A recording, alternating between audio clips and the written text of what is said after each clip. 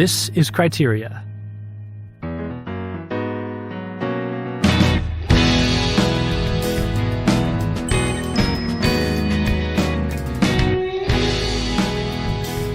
everybody, welcome back to Criteria. I'm Thomas Miras here with my co-host James Majewski. Hey James. What up, Thomas? And we're just a couple days out from Christmas here. We're recording a film that I wouldn't call a Christmas film, but it is thematically relevant to Christmas, and that is Children of Men, directed by Alfonso Cuaron.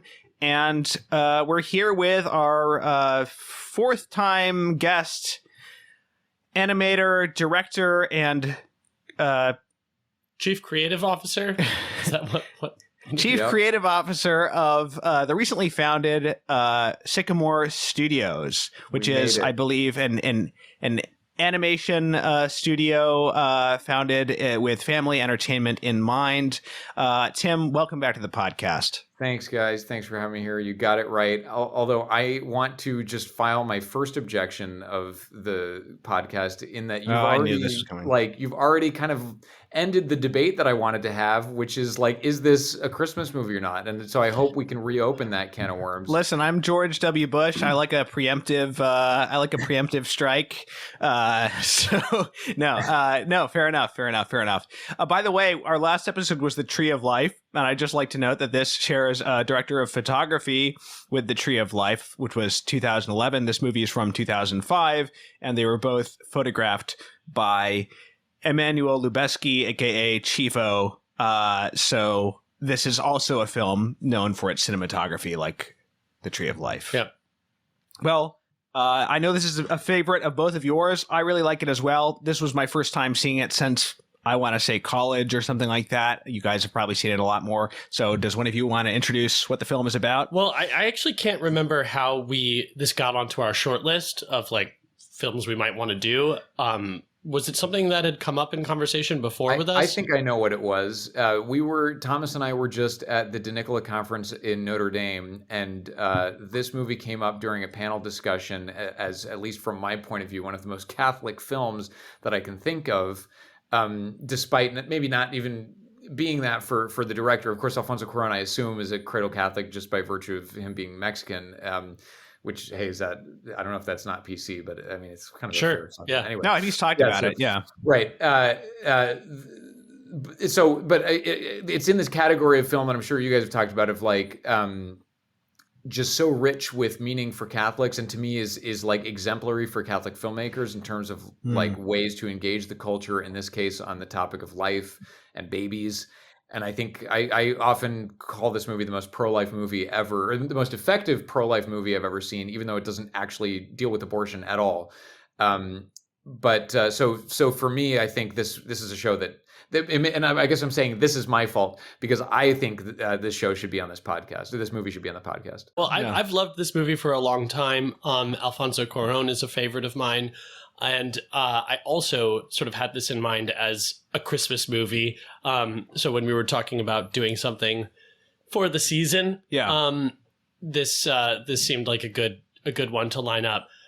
I'll give a quick synopsis. Yeah. This film stars Clive Owen as sort of a jaded, kind of, like pessimistic alcoholic type in this dystopian future where fertility has basically ceased. The human race is slowly dying out. It's been basically one full generation since anybody has had a child. Yeah, not by choice, right? Right. So it's like a disease or something. Something's going on, an act of God, I don't know. But but the world has kind of fallen into shambles as people have sort of universally lost hope in the future. Yeah. And Clive Owen's character, Theo, is approached by a sort of shadowy terrorist group that is trying to smuggle a woman to the coast.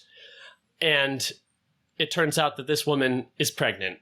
And so she very well may be the key to the survival of the species. And short of that, she's a very potent potential political tool for the various forces that are at work here. So there's a lot of kind of social commentary that goes on through the film, having to do with immigration, refugees, the British government in this vision of the future has become very oppressive. But it's also portrayed as like this is the only country that's even like functional, and that's kind of how they're surviving is through this totalitarian system. Right. So this odyssey that ensues with Clive Owen basically being tasked to escort this woman to the coast is the subject of the film. That's it. I think that's a decent enough synopsis. Well, just to say a little bit more about the world, this is not. I really wouldn't call this a sci-fi movie. I'm sure it's been described that way. The only like really non-real factor in terms of like phenomenon that maybe wouldn't exist or wholly invented is the mass infertility, right? Everything else is totally plausible. It is based on a novel by P.D. James, I guess we should mention. Right. And I'm sure this was based on trends that the author and the director and writers of this film saw happening. Now in 2024, this feels like this kind of like almost is just what it's like in England in many ways, specifically with regard to not having children, the government providing euthanasia drugs, and a lot of people like shouting Allahu Akbar, Akbar in the street. Yeah.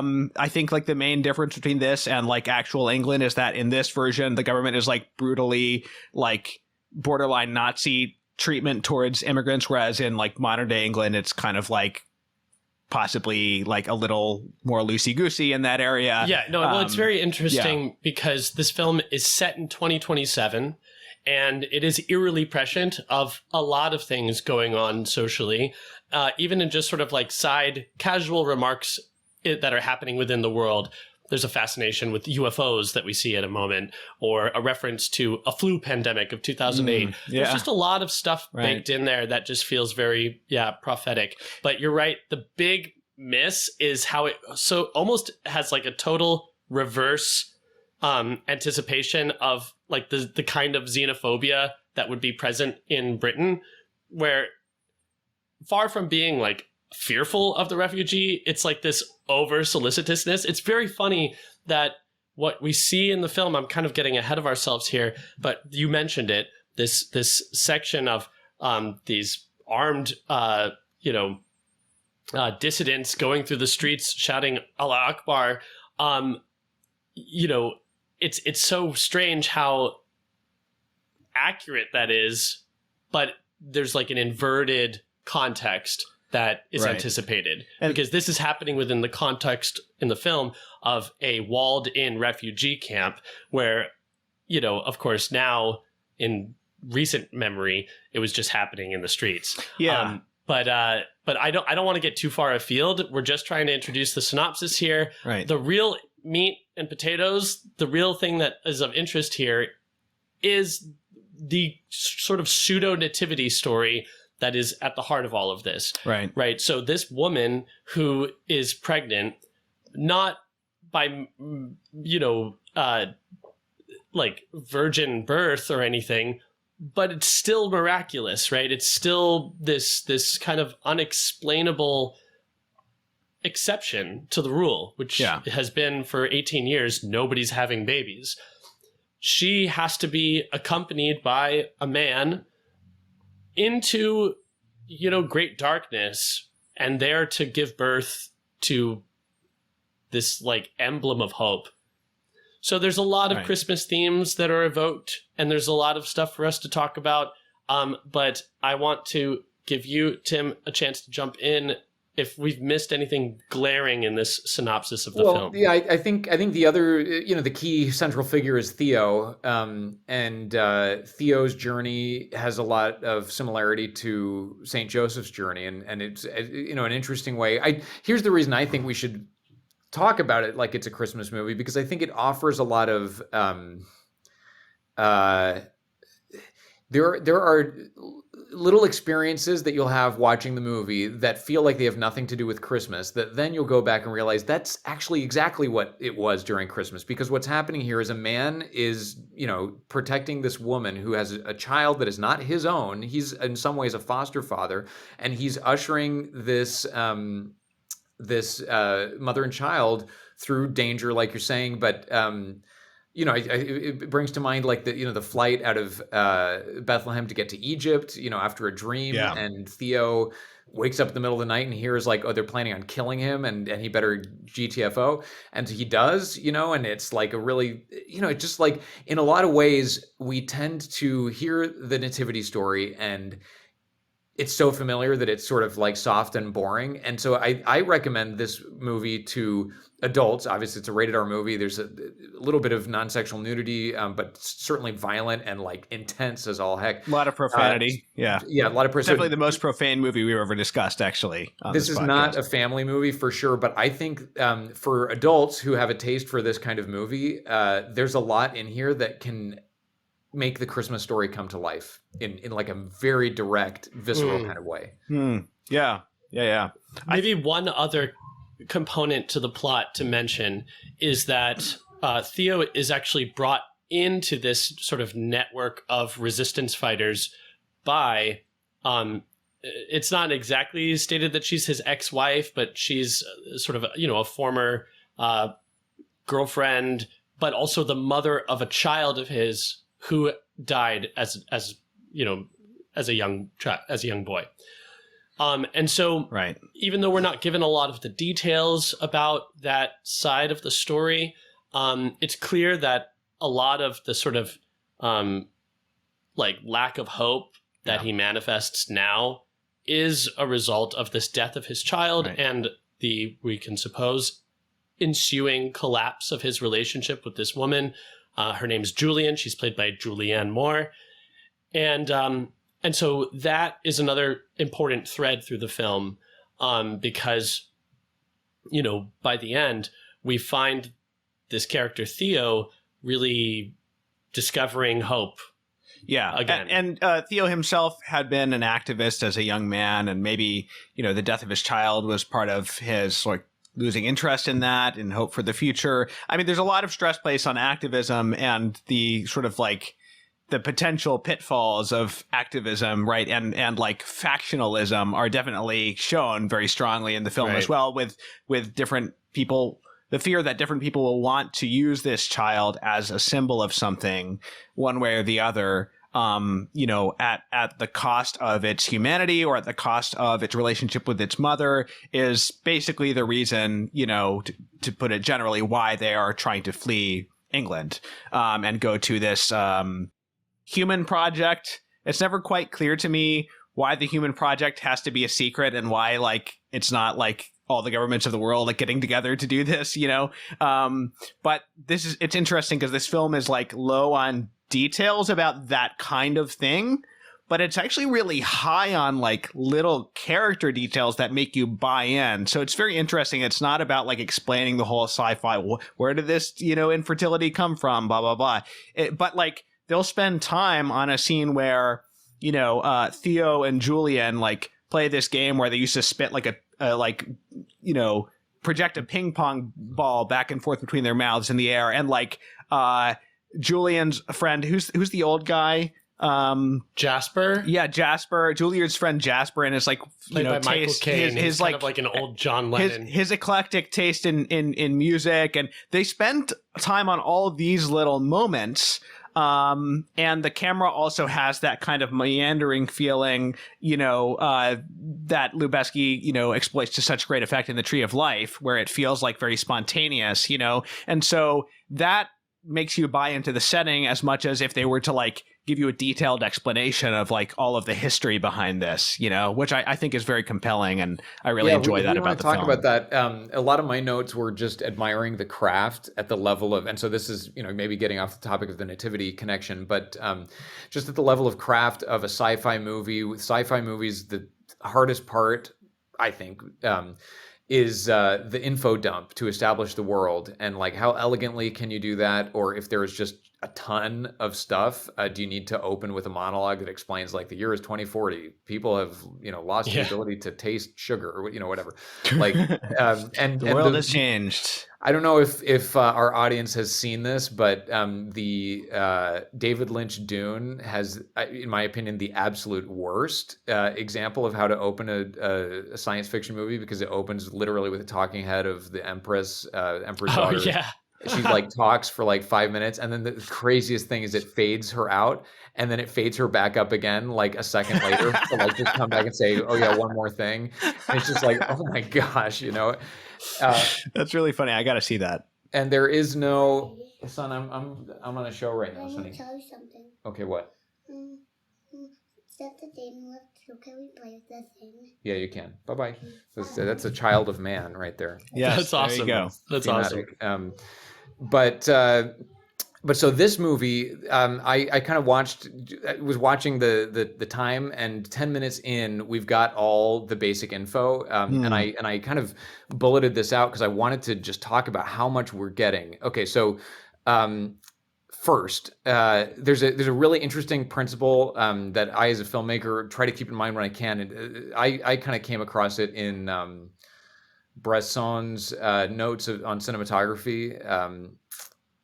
Robert Bresson, French filmmaker, Catholic, although I think he was a heretic. What are those people called in like the north of France at the turn of the 20th century? Jansenists? Yeah, Jansenists. No, he was a Jansenist Catholic, I think. know.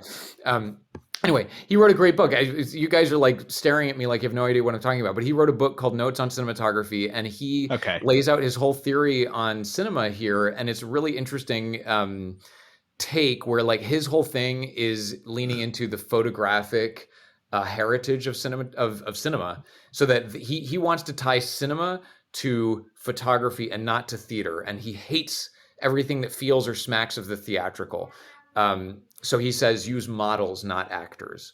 I don't want anything that feels like acting. I just want people who can be. Okay, and these are some of the stuff is like, as an actor, you might feel like flipping him the bird or something. But so he's got a lot of theory. But one of the things he says, and I wanted to pull the quotation, was he says, the eye solicited alone makes the ear impatient. The ear solicited alone makes the eye impatient. Use these impatiences. So that's his note to self, and he does that a lot, where he'll deny you the shot of the character's face, and you'll hear their voice, and it makes you eager to see that person's face or whatever. And the first thing I noticed when the movie opened is that was it the Universal logo or whatever, over the studio logos, zero audio, nothing, and then usually you'll hear the like theme music of the studio or whatever, right? And then it was a cut to black, and you're getting, it's like, I've got no sound, I now have no image. And then what we get is a Mad Max Fury Road-esque, sort of just hearing the news, and the news announcement is about the youngest man in the world. And now I think it's really important that Alfonso Cuaron chooses to like totally deprive us of any sensory input except for this, because I think what he's doing is telling us it's been 18 years since anyone has had a child, but he's doing this in a very oblique and well-motivated way by talking about the youngest person in the world. And if there's any other stuff going on, I think like the math that you have to do, you might get distracted from actually being able to draw the conclusion that he's telling you, That's such a great point, Tim. And I thought, first of all, when I was watching the opening, logos and stuff, I was wondering if my sound was working or not. And then I fast forward and I heard sound. So then I went back to the beginning. But yeah, a lot of sci-fi movies, including Mad Max, I think even more than one of the Mad Max movies, perhaps, begins with kind of clips of news and radio sort of explaining what happened, as though these were clips from a lot of the time it'll be clips from when it was this situation was first emerging or something like that, But in this case, they do it. It doesn't just explain the situation. It's about a particular instance in the present day of this film that people are responding to, which is that the youngest man in the world, who's become a celebrity by that fact, has been killed. Right. And when we do see anything, it's a entire cafe of people staring at the TV screen, hearing the same news report that we're hearing. And Clive Owen emerges out of that, and we're getting a ton of information from this because he's clearly not as interested in this story as everybody else is. He does not give a rat's anything. He's just in there for his coffee, like, excuse me. He even gets like a dirty look from someone he pushes past. And meanwhile, everyone's staring at the TV, shaking their head, like tears brimming. And he's just like, oh, and then what happens next? Okay, he pushes, let's not rush it. He pushes out into the street. And now we see that it's London 2027. Right. We see sort of the indications of a kind of technological advancement that's not too far removed from where we are now, but is still kind of like also grungy. There's like a dilapidated third world vibe to London, even as there is a little bit of a futuristic thing. Cuaron said whenever they would be shooting in a place, he'd be like, can we make this more Mexican? He always wanted to make it look more like a Mexican neighborhood. Yeah, so we're getting a ton of information about where we are in time, and also kind of like the social conditions. And amid the hustle and bustle of the street, Theo steps off to the side to do what? To pull some whiskey out of his jacket and pour it into his coffee. Okay, more great information about this character. And then, boom, out of nowhere, this incredible explosion, and like cut to like I don't know if we get the title. Oh, well, somebody wanders out like holding a severed arm. Yes, I think she's holding her arm. Yeah, exactly. Yeah, and it cuts to the title with like an extremely high frequency whine because your ears are ringing from the explosion. Yeah, so it's like so now we've got terrorism in the mix. Yes, right, exactly. And the thing that sort of continued through all of the ensuing scenes is that everything is so lived in. These scenes that were given are so saturated with information. Sometimes it's in the form of, newspapers where we can see headlines that give us context about the world or whatever. Sometimes it's little knickknacks that are arranged on a desk, or, things that characters are doing in the background. But there's this reticence in a lot of the scenes to go in close on the close-up.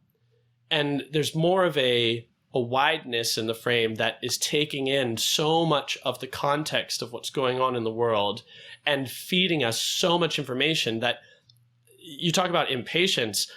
I'm like, I'm sort of like grasping, trying to see all the little things that are possibly there for me to see. In a lot of instances, the director is not giving me any like hint as to what I should be focusing on. And part of the reason for that is the focus on a lot of long takes, or the illusion of long takes in some cases in the movie. So they're not going to like walk the camera up to a newspaper and show you the headline, but they're not going to cut to it because they're doing a more kind of immersive feeling. And yet everything is super precise. Yes. So it's not for want of having a really clear intention of where they want my eye to be drawn, but it's that they want my eye to be resting upon this full picture, Yeah. Well, I can think of an example of what you're talking about and the precision behind it. There's the part when Theo gets kidnapped by the fishes. Yes, I was thinking exactly this moment. Because we're sort of watching Theo, but then he turns away from camera. We lose the ability to see his face. And maybe that happened a little while earlier, but basically looming up towards us, because we're approaching it, is a little newsstand that says, fishes bomb something. Yeah, terrorist group, bombing in cafe, terrorist group fishes suspected, or something like that. And so we clock this, and it's like, okay, that's information about something we saw. But then lo and behold, three shady looking guys who have been hanging out by the newsstand go kidnap Theo, and he's put into the van. And it's just interesting because we get delivered context on who these guys are right in the moment where we need it. It's like, hey, the fishes are accused. Here come the fishes. He gets thrown in the van like, hey, we're the fishes. And it's like, I've heard of that. And this is the thing I wanted to say, is that Cuaron isn't just like finding a place to tuck in each little bit of information once. He's doing things. He's following like oftentimes rule of three, sometimes just a two, but like we're getting redundancy on the information delivery. And so like, for example, there is something called the Human Project that is trying to solve the mystery and cure the problem. We maybe we get that a little bit from the conversation with the fishes, but the place where that becomes really clear is in the joke that Jasper tells. And so like he's making sure that we're getting the information, and we might miss it the first time, might miss it even the second time, but then there's always at least, or oftentimes there's a third time too. Certainly with Quietus, the suicide pill, like that gets hit multiple times. You see the pill, then you see the commercial, then you see him wonder, oh my gosh, did Jasper do it? And he says, no, I'm using it to kill the rats.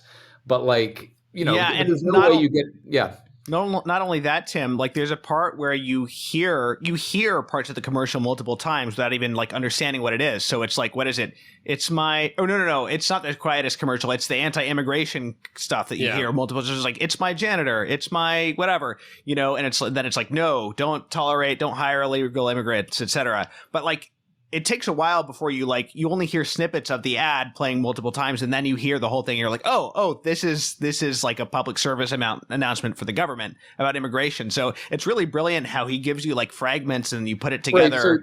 Right, so the thing that I take away from a craft standpoint is the importance of redundancy when you're doing the world build and like giving people multiple angles to understand important context, but like in an oblique and way that doesn't feel like exactly none of it feels video game manual. Like this is how you get to avoid the info dump. This is how you get to avoid Dune, is you give it to them 3 different ways and all of them feel very natural. But by the time the third one has happened, they're like, yeah, I get it. Okay, I'm understanding. This is how the world works. I also immediately reacted very positively to like the look of this movie, and I mean just like the coloring, for instance. James, you've been complaining, I think rightfully a lot lately, about the way everything kind of looks the same right now, and the everything has this kind of glossy look.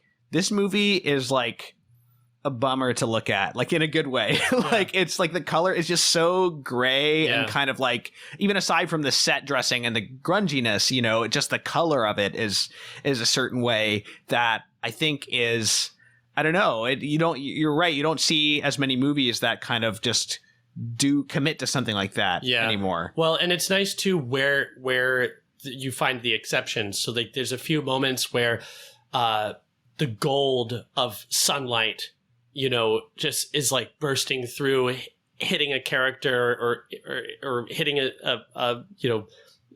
geography in a scene that just like feels like such a breath of fresh air, like a literal ray of hope. And yet also there are very for all of its grayness, there are still very clear like set pieces. There's like the scenes that take place on the farm, for instance, there's still a visual diversity to the film's locations, and there's something very interesting in the environments, even if there is this like oppressive gray that pervades throughout most of the film. Yeah. So I also really appreciated how it looked, right, with respect to the color. Yeah. It's very appropriate for a film set in England too. It's got that English kind of gray to it. Mm-hmm. I think that we could talk about this film from a technical perspective in a lot of different ways, because as I was watching it, I really felt like this is a masterclass in a lot of different sort of like fundamentals of filmmaking. And this expositional thing was a super key component of that. I think because so much of what it's doing is using using film as like the visual medium, and so it's like I like that there is this this invitation to my eye to like seek out the information that I'm looking for, right, and then there's this reward when I find it, and I'm trying to think of where I was going with this. I've lost my. Well, so one thing about this movie, it kind of reminded me a little bit of Minority Report, with the kind of animated billboards and everything, and that's where you're getting a fair amount of context on the world and stuff from like the animated billboards, animated bus ads, the somehow animated like newsstands. But the thing that's really striking, at least to me viewing it this time, was Like this feels like today, except what they didn't figure out was smartphones. Oh my And gosh. so, I'm like so it's so glad interesting. that they didn't, though. Yeah, no, for sure. But it's like, I don't know if have you guys ever read Lord of the World, the Robert Hugh Benson? No, I haven't. Well, you know about it I've heard though. of it. It's Yeah, yeah. this sort of Catholic apocalyptic story, science fiction sort of, but it was written in I don't know, like 1900s or something like that. It's old. It's public domain, and it was written before helicopters. And it was written before microphones and electronic amplification of I don't know, maybe that's not true. Maybe they must have had microphones for radio or something. I don't know, but maybe they didn't, because the point is what you have is like a man standing on a platform strung between blimps, and literally he comments on like the power of his voice to be heard by millions of people. It's like this is what the future looks like if no one told you like, yeah, we're gonna have like speakers and like mass communication media and things like that. So it's really interesting to see like what he doesn't think of that's like so basic. And again, here it's like this is science fiction before the smartphone, and it's like it's just a clear like branch off of the possible futures. Where like the real future is definitely going to be smartphone inflected, but this future is not. Yeah, well, I'm super grateful for that, because I think that there's nothing that dates a film more than its cell phone technology, So Right. so even when like a film from the early 2000s sort of tries to cast into the future and anticipate the phone technology that we'll be using, it's usually, so far off the mark, like the cell phones don't look anything like what, we're using or whatever. And so to me, there's one exception, which is Minority Report, which I think still feels so cool and so futuristic. And you guys should do an episode on Minority Report. We will. Yeah. Yeah. But because I think, I mean, when these movies are done well, I think they don't predict the future. They create a roadmap for the future. And I really think that Minority Report led to smartphones. Like the imaginative leap to create this product of a touch screen, like in the hand, where you're controlling a computer with gestures. The first time anyone ever saw that was Minority Report. And we're getting off topic of Children of Men, but I agree with you, except when it's done really well, and then it's like, and then that becomes the future, Right. Yeah. Just one more thing about the look and the craft, I guess, is like, this film generated a lot of buzz for its long shots at the time that it was released. And in particular, the shot where they are driving and they get ambushed, and then they have to go into reverse, and the camera stays in the car the whole time. And some of these things are not actual long shots. They include some kind of like very subtle splices. But some of them are what appears to be, a continuity of several minutes long. And the point is not to impress the, people that it's a long shot, but to create the feeling of continuity, right? And the fluidity of it. And, since then. Yeah, because, and to that point, Thomas, it's the latter and not the former, because they don't feel like long shots. You're not sitting there like, wow, this has been a long oneer. It's like you think back and say, wait, have they not cut? Because this just feels like it's moving, like right. that. The opening of the film is all done in one shot, from Theo pushing his way into the cafe to the explosion, the woman holding her arm. That's one shot. But yeah, it's there's so many like setups within that oneer. Yeah. So there's a couple ones that you maybe notice and are impressed by, but there's a lot more that you don't notice that are one shots. Yeah, that's a good point. Yeah. So, this technique has become a lot more common in movies and in mainstream entertainment and TV shows. I remember when like, was it Daredevil that in like the first episode did this really long, one shot fight scene. And, I was sort of wondering how this would appear to me coming back to this movie now. And I was pleased that it didn't feel like, oh, been there, done that, because everybody does this now. It's always still, a lot of the time in movies, it's still a little bit of a flex, because yes, it does require effort. It just required a lot of setup. Like one mistake, you have to start over. But like the fact that this has a real aesthetic and like narrative purpose, like allows it to stay. First of all, it is still technically impressive, but it also allows it to not feel like old hat, because everybody's kind of doing that now. Everybody with like a slight amount of ambition is doing that now. So I appreciated that as well. And again, that kind of wandering feeling of the camera being placed in a way that makes events feel it's highly choreographed. unlike the Tree of Life, right? Yeah, I don't know that wandering is the word that I would use. Yeah, wandering isn't the right word. Yeah, because wandering is appropriate for Malick. Yeah, no, it's not wandering. It's that it's choreographed in such a way that somehow things still feel like they're really happening in real time. Well, so what the way I would describe it is that it feels a lot more like almost documentary, like on the ground. Yes, right. Sort of from perspective. One of the reasons why I wouldn't call it wandering is because a lot of times it moves with the perspective of whatever character is being followed. So, Theo might turn to the side and then the camera follows his gaze and we're looking at what he's looking at, and then there's a noise and we shoot over to see the noise over here. So it's wandering in the sense that it places you in the action. Yes. You feel like you're there running behind him as he's going from wall to wall, but it's not wandering in the sense of like not having a specific intention of where it's looking. For sure. Yeah, another great example of that is when he's trying to escape the farm and he's like hiding behind the cars. That sequence so is it's like awesome. Stealth mode in a video game. Yes. It's not first person exactly, but it feels almost like that. But this is why I love these long sequences, because it's so not like a one-trick pony. Every time these long sequences are employed, it's done so thoughtfully and with a view toward really like maximizing the kinds of like frames and shots that you can get within this architecture. So that sequence is such a great example. But you look at any of the long takes. There's like this climactic moment of the birth that happens in this dilapidated room inside of the refugee camp.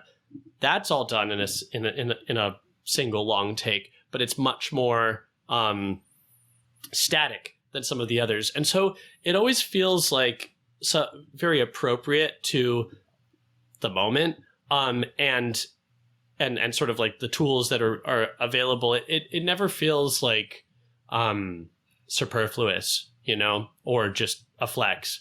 And oftentimes, I'm only discovering it after a while. Wait, but it's super gripping, and something that it made me think of is how sometimes when you're looking at a work of art, sometimes scale is relevant.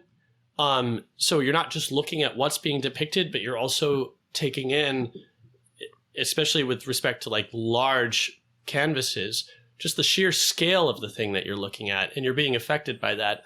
I think that there's kind of an analogy in these really long takes, because if you might not be feeling the physical scale, you are, I think, drawn into a sense of like real time and a real time scale that begins to work on you, even sort of subconsciously. There's a genre of cinema called durational cinema.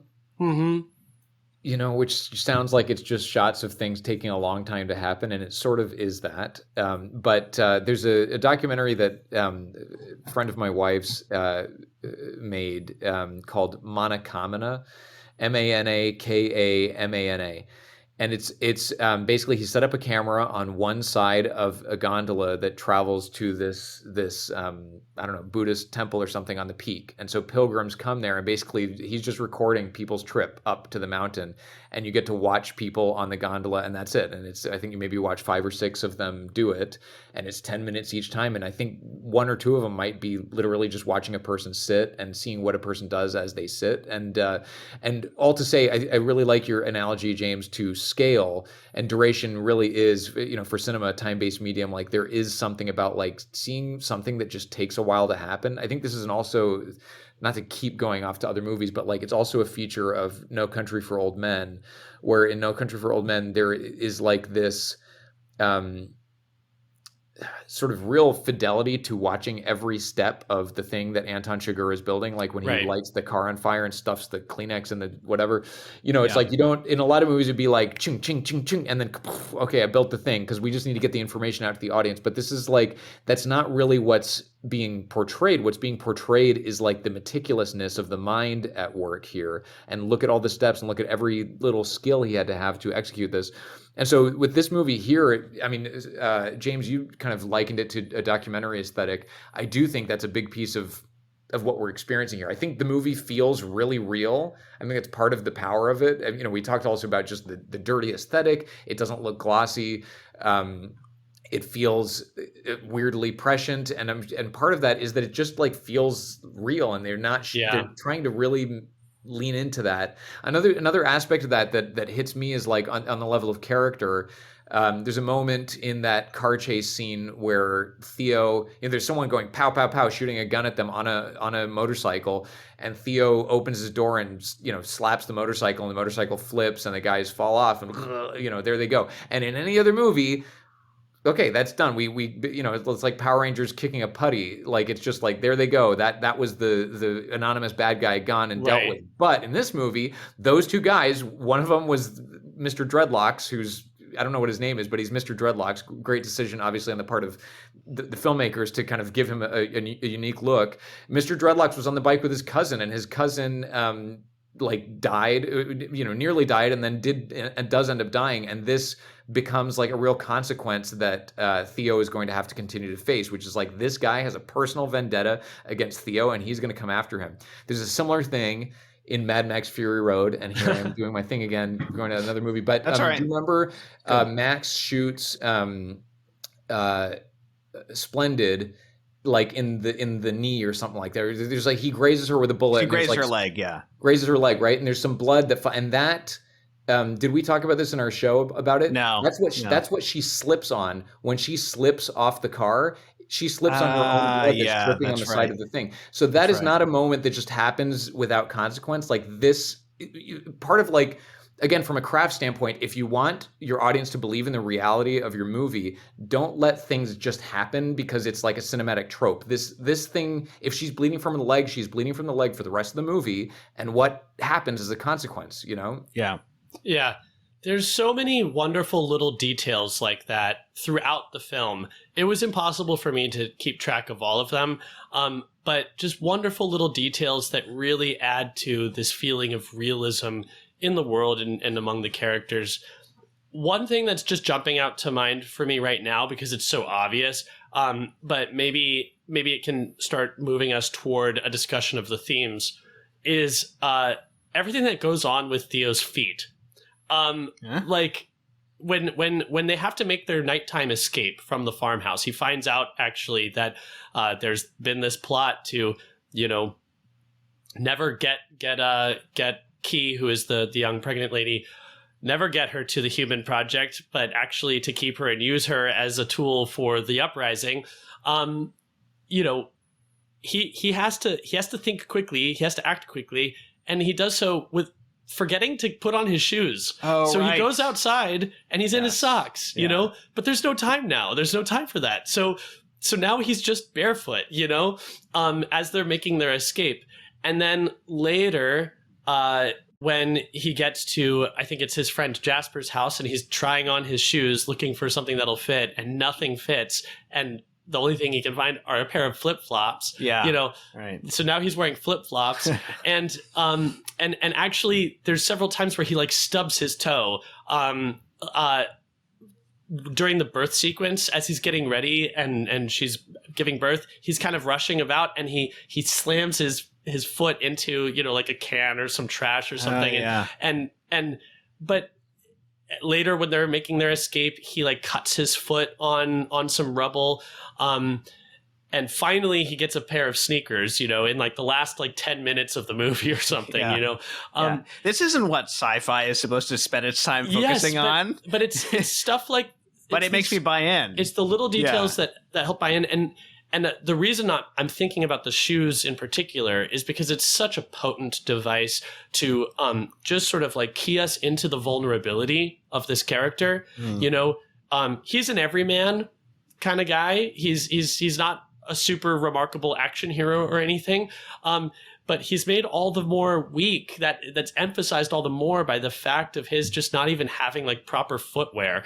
Plus, Saint Joseph wore sandals. Yes, well.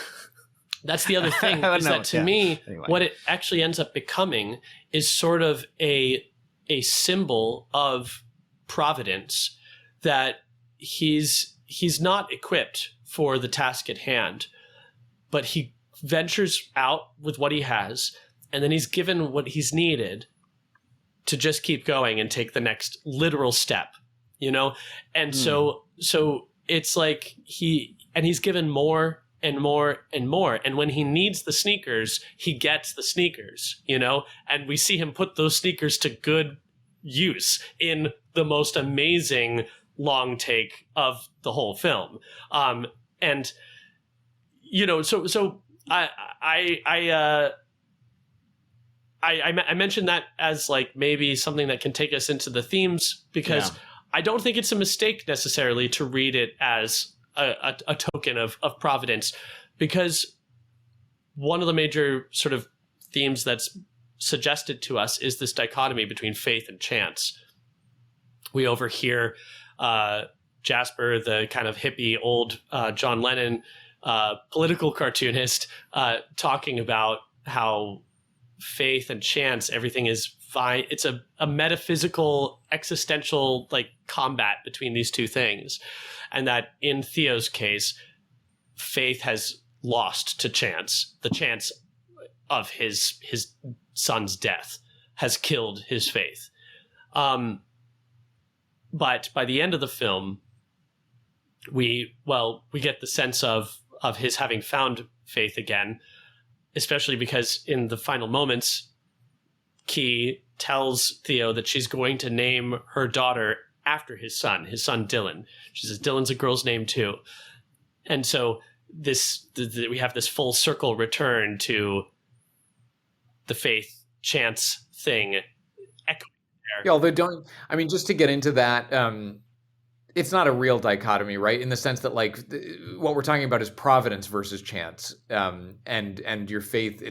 Right. It's like, how do you see the events that happen to you? Do you see them as given by a loving God, i.e. providence, or do you see them as random chance and having no meaning other than what you can assign to it? Yeah. That's the dichotomy I think he's gesturing towards, although I mean, he's like an old hippie who's kind of babbling a little bit, but like you kind of get like, I do agree that like it's better to look at it as like, how do you see things, and how what is victorious in Dylan's psyche, earlier in his life is the idea of chance, and like there's really no point in hoping because things are going to happen the way they're going to happen. There were big Brideshead Revisited vibes for me, because this theme of chance is a big one in Brideshead. That's like explicitly brought up in sort of philosophical ruminations in that novel and TV series. Right. We have him say, Theo says at a certain point, what reason is there in that, as a kind of rebuke after Jasper has been killed. And I think that this truism of like everything happens for a reason, I think one of the reasons why it's so easily and so often rejected is because it can sound too much like it's instrumentalizing suffering. It's all about like, well, what outcome justifies this? And in the moment, it can be difficult often to even see like what outcome could possibly be worth, the death of my child. Whereas I think that perhaps a way of expressing the same thing that would be less easily disregarded would be the idea that this has meaning, that this is a meaningful event. Yeah. It has its like inherent reason, right? Rather than like its, chain of cause and effects reason. Right. Exactly. And that in the end of the film, when Key decides, I'm going to name the baby Dylan, I think what's sort of being told to us like loud and clear is that the death of Theo's child has meaning. It had meaning, and even in an instrumental sense, because, there's probably no way that Theo would have done everything that he's done if he hadn't already had that experience of having had a child himself and having lost that child, you know? Right. Well, if Dylan, his baby, is still alive, he can't risk his life for the sake of this other baby that's not his. I mean, like, he, you know, sort of being a single bachelor man. Right. But he's also, he's like singularly equipped to escort this. I mean, even at the very end, as he's there dying, he's gesturing to her how to pat the baby, you know, showing her how to help it burp, you know? Right, that's it. It's like you need both. It's like he's got the experience of being a father. She's a first-time mother. He can walk her through this, and also he is free to fully sacrifice his life for them. Right, and he is a provider and a protector, you know, and it's one of the things that makes his character so satisfying is because he's so kind of archetypal. Yeah, the movie has a lot of like, the movie is very comfortable with masculine and feminine traits. Yes. Without at all sort of not how do I want to put this? Like the main women characters are very strong characters, and I'm thinking in particular of Key. Nobody is going to not describe her as a strong character, and yet she is totally dependent upon the help of a man, the protection of a man, right up until the end. You know, she's holding the baby and it's him rowing the boat out into the water, you know, as he's bleeding out and dying. Right. But, you know, it's like these things are not mutually exclusive, that she could be very strong and yet, you know, still benefit from the strength of this man. And his being a provider, it's like, it's almost a part of just who he is. We see hints of this elsewhere where like the dogs really like him. Tomaj says, the dogs like you and they don't like anyone. Or like there's a kitten at one point just like purring and like clawing like onto his leg. Or, you know, Julian trusts him despite everything that's happened. And she tells Key, you know, you have to trust him if things go south.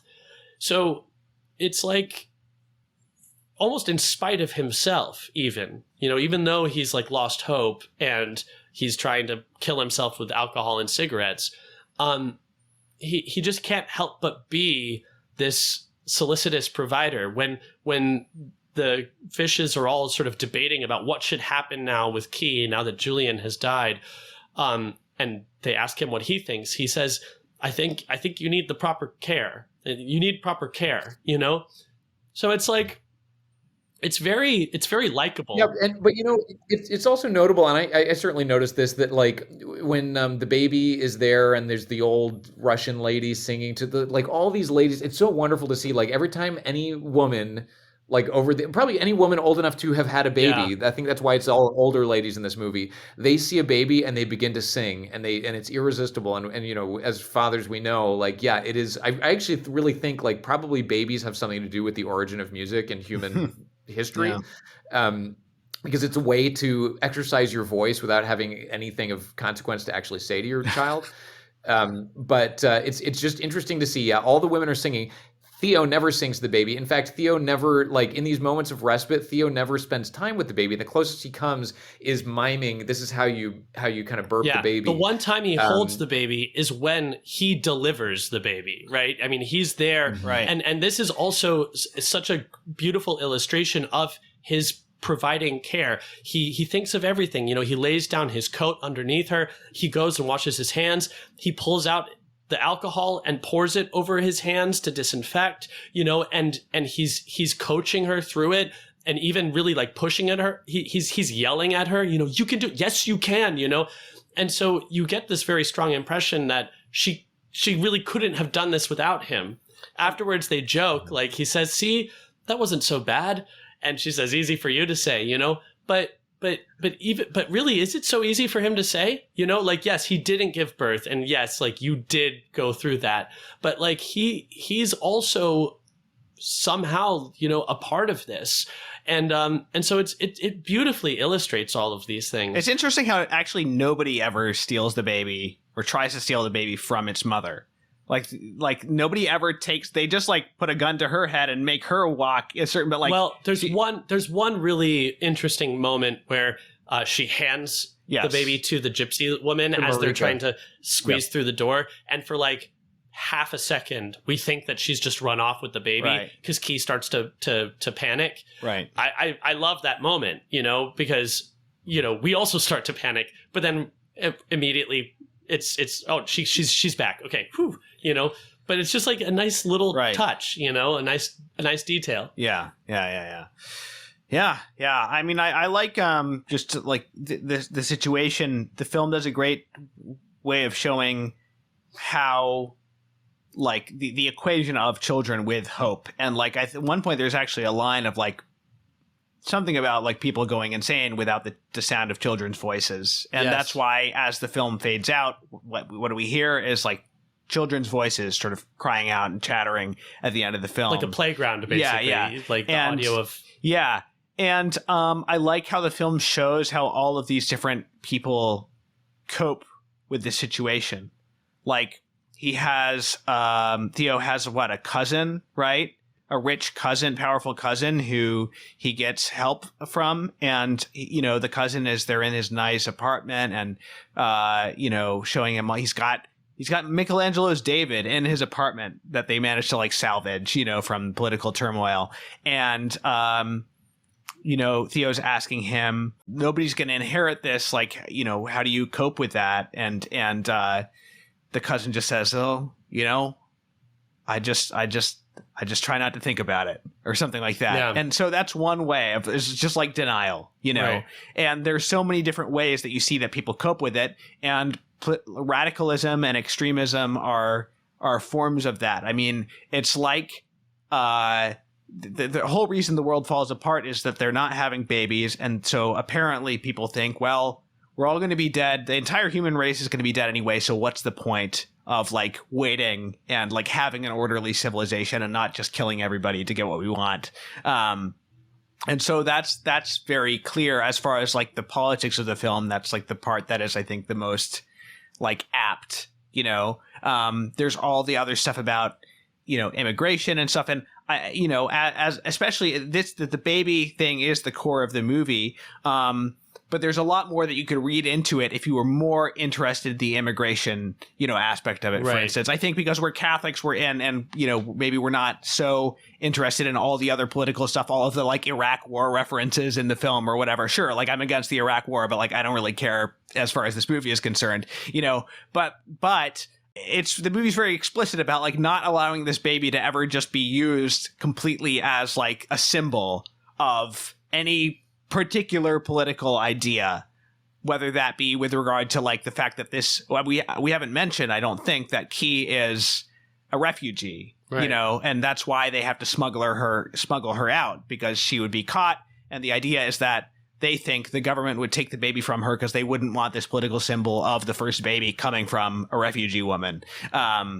So there's also the aspect of she's African. And so that's where humanity came from. But whatever other, secondary meanings that this can have, I think like the primary symbolism of children as like hope, never gets kind of overwhelmed by all the other stuff. Yeah. I think there's children as hope. Yes. I also wanted to just talk about, it felt like innocence and purity. Like, I almost, in a way, what I'm going to say might sound like a denial of our doctrine of original sin or something, but it's not exactly what I mean. But at the same time, I don't know. It's like, I noted, this is maybe an oblique way to get into it, but I noted in the famous like 15-minute street fight scene where they're navigating through this like apocalyptic street war, there's a shot where they're going up the stairs and there's like 3 chickens just kind of clucking while the war is going on around them. And and that struck me, like, I was kind of like, I don't think these chickens know that they're in the middle of a battle, because they're like just kind of standing right there at the top of the stairs. And there was something very innocent about these chickens which of course did not, they don't have original sin. Yeah, they don't, exactly. They don't have original sin. They're living according to the will of God. And there's something where they're like untouched by the dirtiness of this world that we're seeing. And the ability of the baby, when the baby is revealed, to have this effect of like lifting so much of the dirt off of the people who see her. It just felt like, man, there's like a ray of light. There's like a little pearl of purity here that's kind of moving through, and it changes the people who look at her. People will risk their lives just to get a glance at this baby. They'll drop their weapons. They'll step out of their cover to just look, because this may be the last time I ever get to see something beautiful and pure in this world. Yeah, this sequence is amazing because if you had to just describe it on paper, reading the screenplay, like war is raging, bombs exploding, and then through the cacophony of destruction, the wail of a baby can be heard, and the crying, and then everybody goes silent. And you could see this totally being done in like a silent film in a very cheesy way, like Metropolis or something. But my point, right, is that like it could sound very corny. Everybody stops fighting and just pays attention to the baby. But actually, this moment requires no suspension of disbelief whatsoever. It's what makes it, to me, so compelling, is you're watching this and it's completely believable that these people who moments before were just violently tearing into each other, indiscriminately, just killing civilians, blowing up buildings, just whatever, are all universally stopping, ceasefire. I mean, one of the soldiers just ceasefire, and everybody just is in awe of this baby, and it's so beautiful because it's true. Yeah. Well, I'll tell you, I think part of what makes the movie able to carry this off, and I okay, let me just say, I recommend this movie all the time to Catholics, and a lot of people that I recommend it to, like, don't like this kind of movie, science fiction or whatever you want to call it, but also just like violent and scary and like, it's not like, this is not a warm and fuzzy movie. But nevertheless, I tell people to watch this, and I think that it's worth it because of this ending, even for people who don't like this kind of movie. And the analogy that I have used in the past is just talking about chiaroscuro painting, where it's the darkness in those compositions that make the light all that much more meaningful. And I think the fact that we've had like an hour and 10 minutes or whatever of unrelenting darkness, despair, and just adults makes that baby crying in this context like super seriously, strikingly different. And the whole texture of the movie changes because we've been prepared for this the whole movie. And you see what I'm saying? Like, it's like, yes, I think this works because we know how grim it is, and we ourselves have been waiting for this kind of relief. Yeah, but it's also it's the same reason why we totally believe it when Theo sees Key's pregnant belly for the first time and has a complete 180. He's found hope again, right? We buy it because I can accept what this means for humanity, right? For all of these people, everyone is implicated by the fact that this woman has a baby. Mm-hmm. We've all been living in this world where there have been no babies for 18 years. And I can imagine what that would be like. And I can imagine why that would cause me to pause when there's suddenly a baby present. And this baby is actually precious. Right. And this baby actually takes priority over everything else. Mm-hmm. The main kind of villain in the film, Luke, he's the one who conspires to kill Julian and is going to try to hold on to Key into the baby and instrumentalize them. He at the end is given this wonderful moment where he's fighting in this bombed out building, and he says to Theo, I carried the baby up here and I began crying. They're so beautiful, and it's like, yep, I believe that is a response had by somebody who has not held a baby for 20 years, Yeah, and nobody has held a baby for 20 years, And just to go back to the kind of lauding the craft of the movie, you said, and I think you're right, Luke is the guy who's instrumentalizing. He wants to use Key and her baby. And it's so elegantly underlined by the writer in that Luke says, you got to keep him here or whatever. We need him. And then Theo goes, Luke, it's a girl. like Luke doesn't even know the most kind of basic fact about this baby, that he wants to be this sort of this figurehead of his revolution. Just like what beautiful writing to do that in a very natural way, but that tells you everything you need to know about Luke's actual interest in this baby. Right. The title of this film derives from Psalm 90 in the King James Bible. Thou turnest man to destruction and sayest, return, ye children of men. And apparently the film does like acknowledge the religious resonances of this story. Apparently the book is even more so. The author P.D. James described it as a Christian fable. There's a line. For example, in the scene we were just describing, as they walk out of the building that's been attacked by tanks and soldiers, two of the soldiers actually genuflect and like make the sign of the cross as the baby passes them. So like the resonance to the Nativity story is like very clear, right? There's an earlier scene where it's the first real conversation that, like sort of casual conversation that Theo and Key have had. He asks who the father is. And she says, I'm a virgin. And he sort of like stares at her, and then she starts laughing. And it's like, no, I actually I can't remember like all these guys' names. So the implication is she was a prostitute. That's interesting because it's like a reference to like the Nativity, obviously, but like in a way that could be like, I'm not sure if Cuaron is being a bit irreverent there, or a bit mocking, or like just it's like a reference to the virgin birth, to like so that we see the archetype. But like we don't sort of completely identify Key with that symbol or something like that. She makes a joke. Yeah. She made a joke. Yeah. And there's only a handful of jokes that are made in the entire film. Right. But they're all from these characters who still have hope. And you mentioned this moment at the beginning of the episode, but it's like this key moment where Jasper and Theo are together, and Jasper begins to tell a joke, and Theo won't even hear it. He goes off on a rant about why it was too late before the infertility, and Jasper has this great line I was just trying to tell a joke, man, and so it's like humor is tied to hope, I think. And so, that moment I read as like a tongue-in-cheek acknowledgement of the sort of resonance of this story with the Nativity and with certain other archetypes, but then also just kind of like joking about,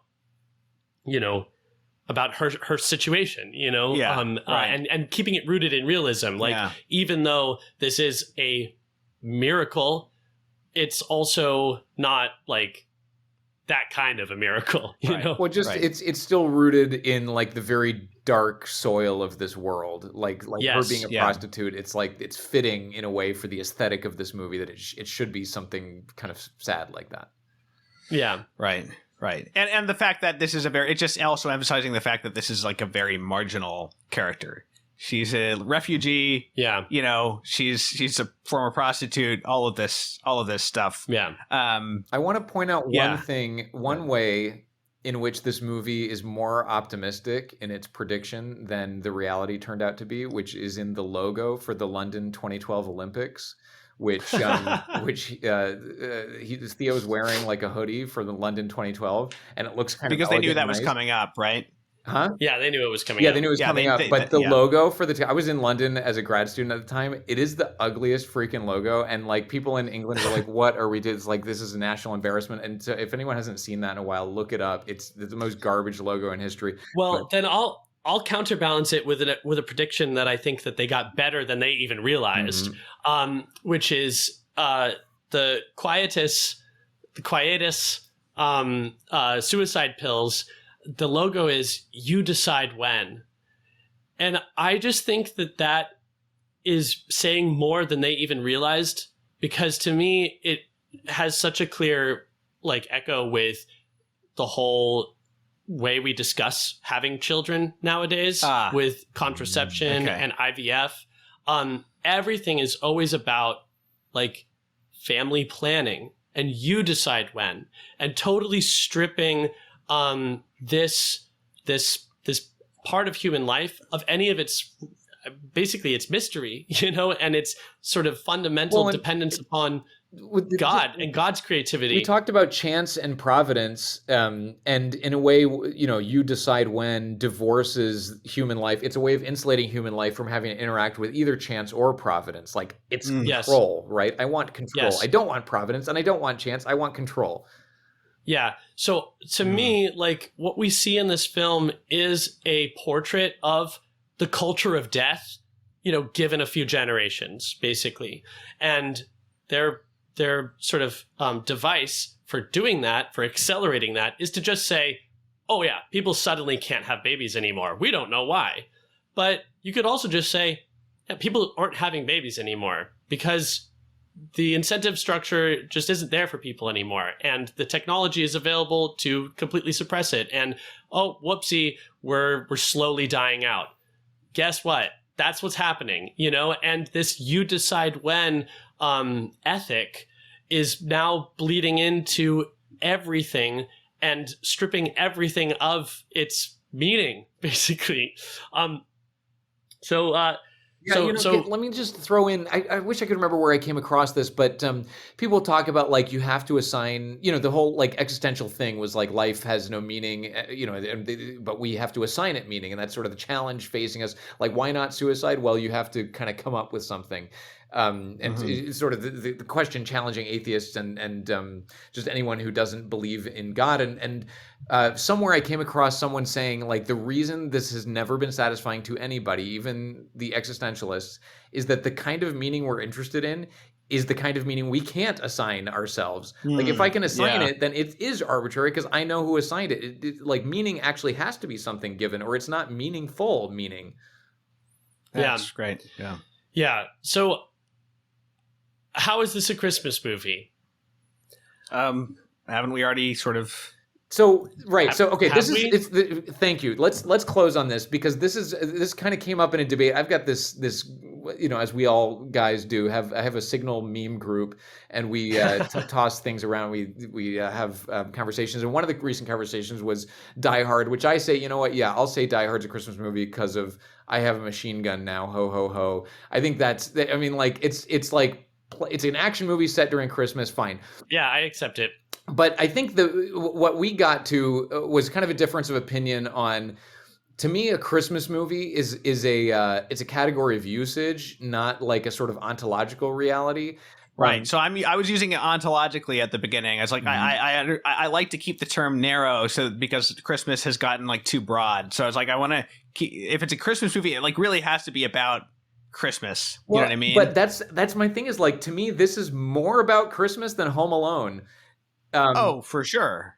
But it's not set during But Christmas. at least, yeah. You know what I'm saying? But Thomas, if your premise is that Home Alone is not a Christmas movie, then then we're not having the same discussion. Well, that's what I'm acknowledging that it is a semantic issue to an extent. So like, but actually now I'm taking back my Home Alone thing, because Home Alone does have like the essential message delivered by an old man who does believe in Christmas. Okay, right? Wait. Okay, I totally, James.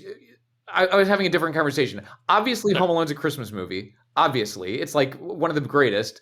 But I'm saying what I'm saying. But Thomas was problematizing that for a moment. I know. I totally get that now. So, and I'm not going to say this is more Christmas than the movie, than like one of a Christmas Carol adaptations or something like that. But like, I do think this movie is about the birth of a child that brings light to a dark world. And so for that reason, like, whether the movie itself is about Christmas or not, it offers so much value to the Catholic faithful at Christmas time that I think it should join the canon. So there's Christmas movies, and then there's like Christmas season appropriate movies. Let's establish a separate category. How about this?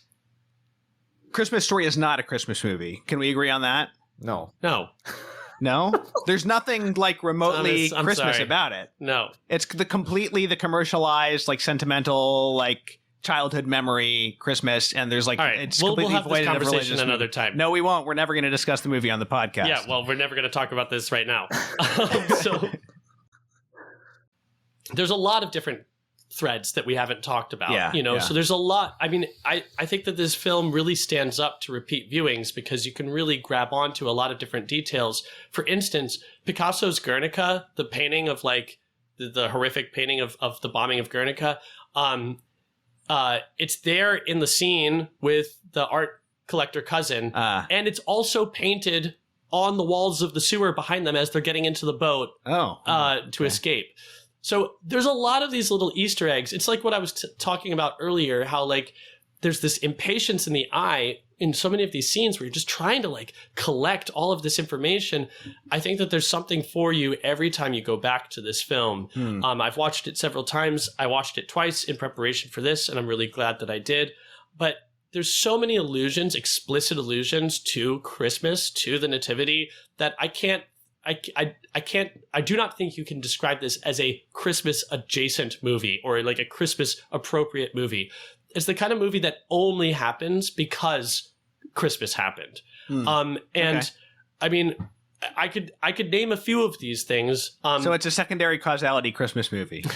No, I just made up that term. But yeah, I mean, even when Miriam, who has been like Key's handler, when she's taken out of the picture, the last thing that she's saying is, Saint Gabriel, help us. Saint Gabriel, and who's Gabriel? The angel of the Annunciation, yes. There's a lot of these moments that are always like tying it back to, in fact, this might have the only instance of the Lord's name in vain that I'm like just somewhat ambivalent to, because in general, I reject this sort of cavalier usage. But when we first find out that Key is pregnant, and it's this amazing moment in a barn, right? In a stable. She's surrounded by cows, which are like the symbol of maternity. It's a Christmas movie. And we just see the change on Theo's face. Theo, right?